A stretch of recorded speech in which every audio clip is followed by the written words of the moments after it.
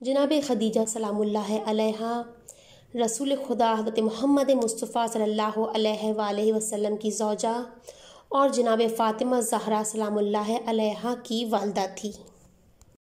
رسول سے شادی سے پہلے ان کا پیشہ تجارت تھا اور وہ عرب کی مالدار خواتین میں شمار ہوتی تھیں۔ جناب خدیجہ بنت خولید ایک باکردار، بااخلاق اور ذمہ دار خاتون تھی۔ خواتین میں سب سے پہلی شخصیت جو رسول خدا پر ایمان لائی وہ جناب خدیجہ بنت خولید ہی تھی۔ رسول خدا سے عقد کے بعد جناب خدیجہ بنت خولید نے جب یہ دیکھا کہ رسول نے اعلان رسالت کیا ہے اور اسلام کو مالی طور پر امداد کی ضرورت ہے،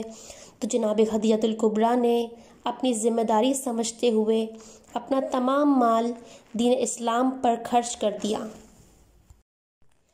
رسول خدا خود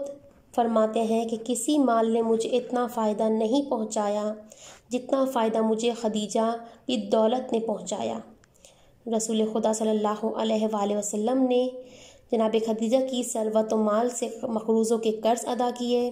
یتیموں، تہیدستوں اور بے نواؤں کے مسائل حل کیے۔ شیب ابی طالب کے محاصرے کے دوران حضرت خدیجہ کی دولت بنی ہاشم کی امداد میں صرف ہوئی، یہاں تک کہ احادیث میں آیا ہے کہ ابو طالب اور خدیجہ نے اپنا پورا مال اسلام اور قلعہ بند افراد کی راہ میں خرچ کیا۔ یہ بخشش اس قدر قابل قدر اور خالصانہ تھی کہ اللہ تعالیٰ نے اس کی قدردانی کرتے ہوئے اس نیک کام کو اپنی طرف سے اپنے حبیب حضرت محمد مصطفیٰ صلی اللہ علیہ وآلہ وسلم کو عطا کردہ نعمات میں شمار فرمایا۔ رسول بھی اس عظیم المرتبت خاتون کی ایثار اور جانفشانی کی ہمیشہ قدر کیا کرتے تھے۔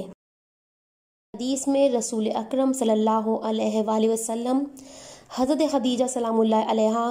حضرت فاطمہ سلام اللہ علیہا، جناب مریم اور بی بی آسیہ کو عالمین کی عورتوں کی سردار قرار دیتے ہیں۔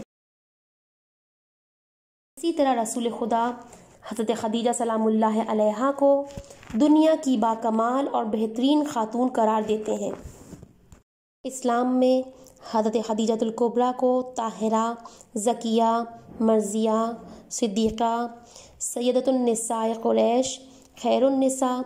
اور باعظمت خاتون کے القاب اور ام المومنین کی کنیت سے یاد کیا جاتا ہے۔ متعدد روایات میں رسول خدا کے نزدیک حضرت خدیجہ سلام اللہ علیہا کی خاص مقام و منزلت کی طرف اشارہ ہوا ہے کہ حضرت خدیجہ سلام اللہ علیہا رسول خدا کے لیے بہترین اور صادق ترین وزیر اور مشاور کی حیثیت رکھتی تھیں، نیز آپ حضور صلی اللہ علیہ وآلہ وسلم کے لیے سکون دل کا باعث بھی تھیں۔ رسول خدا آپ کے وصال کے سالوں بعد بھی آپ کو یاد فرماتے ہوئے آپ کو بے نظیر اور بے مثال خاتون قرار دیتے تھے۔ رسول خدا کی ایک زوجہ نے رسول خدا سے کہا کہ خدیجہ آپ کے لیے ایک بوڑھی زوجہ سے زیادہ کچھ نہیں تھی، تو رسول خدا بہت ناراض ہو گئے اور اس بات کے جواب میں فرمایا، خدا نے میرے لیے خدیجہ سے بہتر کوئی زوجہ عطا نہیں فرمائی۔ اس نے اس وقت میری تصدیق کی جب میری تصدیق کرنے والا کوئی نہیں تھا، اس نے اس وقت میری مدد کی جب میری مدد کو کوئی حاضر نہیں تھا، اور اس وقت اپنی دولت کا مکمل اختیار مجھے دے دیا جب دوسرے مجھے اپنی دولت سے دور رکھے جا رہے تھے۔ جناب خدیجہ الکبریٰ بعثت کے 10ویں سال یعنی ہجرت مدینہ سے 3 سال پہلے 64 سال 6 ماہ کی عمر میں اس دنیا سے رحلت فرما گئیں۔ جناب خدیجہ الکبریٰ کی تمام زندگی کو اگر دیکھا جائے تو ہمیں یہ سبق ملتا ہے کہ جس طریقے سے اس خاتون نے اپنی ذمہ داری کا احساس کرتے ہوئے رسول خدا کی مدد کی اپنے مال اور دولت کے ذریعے سے، بالکل اسی طریقے سے ہر خاتون کو، ہر مرد کو، ہر بچے کو اور ہر جوان کو چاہیے کہ وہ دین کے اعتبار سے اپنی ذمہ داری کو ادا کرے، اپنے آپ سے سوال کرے کہ اس کی دین کے متعلق کیا ذمہ داری اپنے زمانے میں ہے۔ عزیز ساتھیوں، اگر ہم چاہتے ہیں کہ امام زمانہ کے ظہور کی راہ ہموار کریں